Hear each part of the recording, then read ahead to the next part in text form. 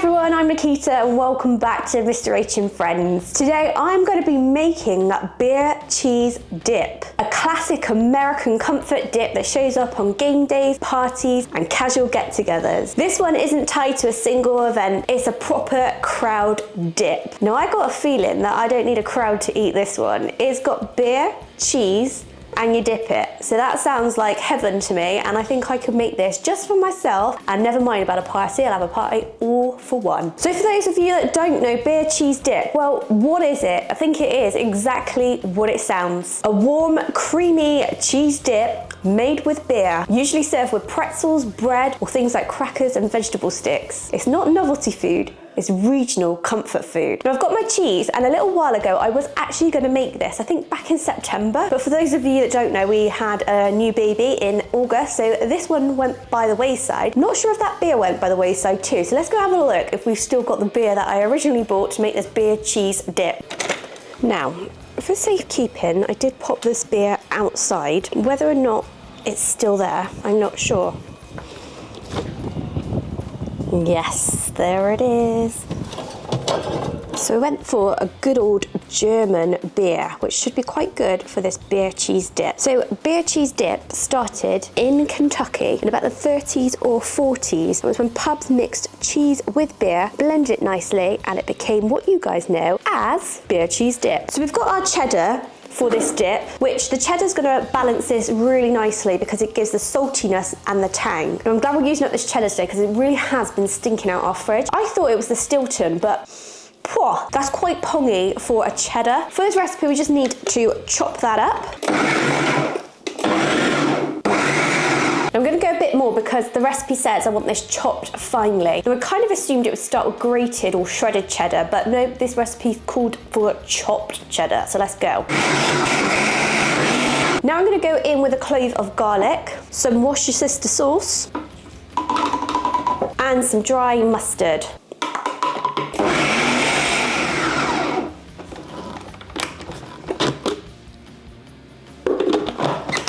Interesting. Now the beer here is going to provide a bit of bitterness and kind of round off that flavour. I'm just going to open this and I hope it's not going to fizz everywhere because I did give it a little shake. I don't know why, I just did. It's like one of those things you ask a child not to do and they've got to do it. So shaking this up was one of those things I just couldn't help myself.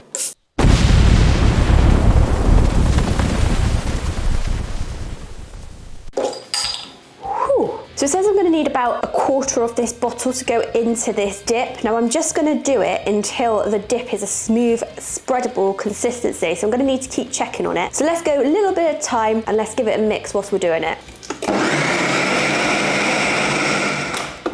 Now it is looking quite spreadable already, but I think we need to get it a little bit smoother. So I am going to add in a little bit more beer.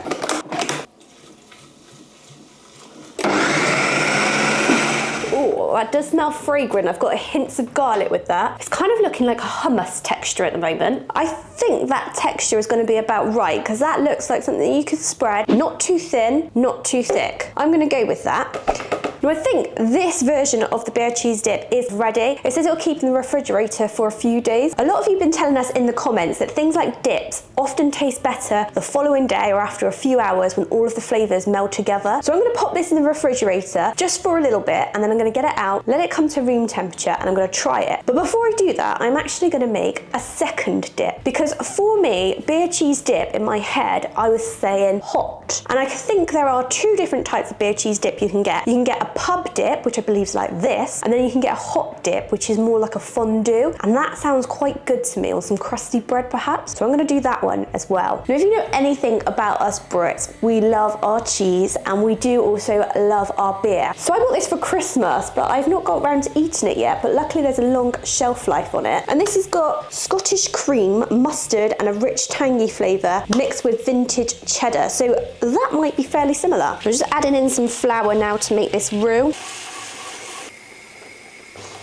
And I'm also adding in salt, some garlic powder, some onion powder, and some cayenne pepper. So this one is going to pack a little bit of a punch. Now we're going to go in with a bit of milk and a bit of beer each time. So we're going milk, beer. Okay, now we're adding in a little bit of Worcestershire sauce. And And we need a little bit of Dijon mustard. So, dry onion powder in one, Dijon mustard in the other. Right, I just need to cook this now until it goes a bit bubbly. Oh, wow. I can really smell the different elements in that now. I can smell the beer. I can smell the onion powder, the garlic. I think it's going to be really good. I'm going to turn that off, remove it off the heat, and then we need to add some cheese. So we've got a little bit of sharp cheddar again, and we've got some Gruyere cheese. Gruyere? I always say that wrong, don't I? But yeah, we've got some of that stuff. Oh, it's going thick and lovely. Okay, I think I'm about ready to have a taste test.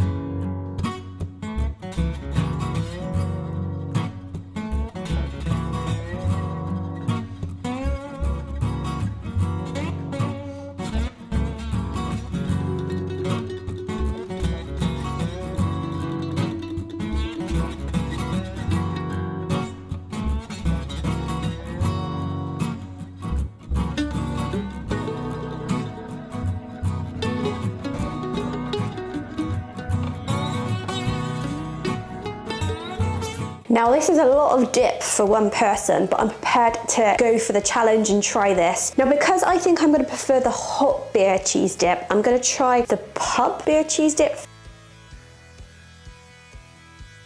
So it's quite thick but spreadable. Getting the onion from this one. Better than one was expecting. Let's try it on a cracker. Oh. Tastes much stronger on a cracker than on the celery, but I quite like the coolness of that celery. It kind of muted down the cheese a little bit. Much better than I was expecting. I'm not tasting a lot of beer. Let me know how much beer typically goes into your beer cheese dip. I did reduce the quantities down slightly in this recipe, being that I'm doing the taste test here on my own. And I have used about half a bottle of beer for both dips. But it does say that you should always have some left over for tasting. This was the bit I was excited about. Some hot, crusty bread. Oh, steaming.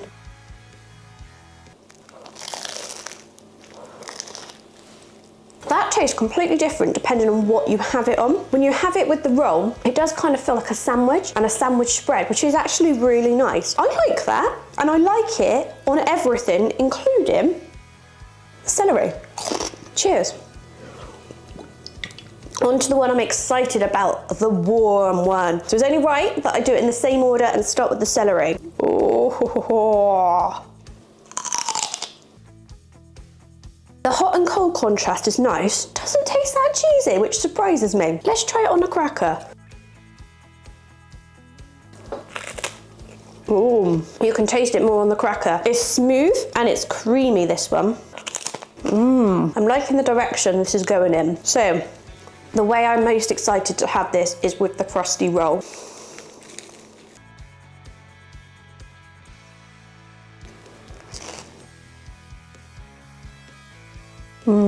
That's comforting. The heated one definitely isn't as cheesy, which kind of surprises me. We use the same cheese and everything, albeit there was a bit of the more mild cheese in this one. I know this is really uncouth, but I'm going to do it just to see if I can taste some of that beer and some of those flavours.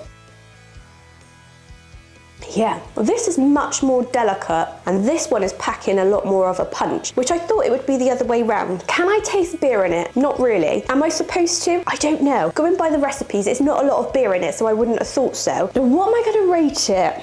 As a dip, I think this one is a bit thick. So I know you call it a pub dip, so I'm not really putting that in the dip category. I think this is more of a sandwich spread, like a pimento cheese or something.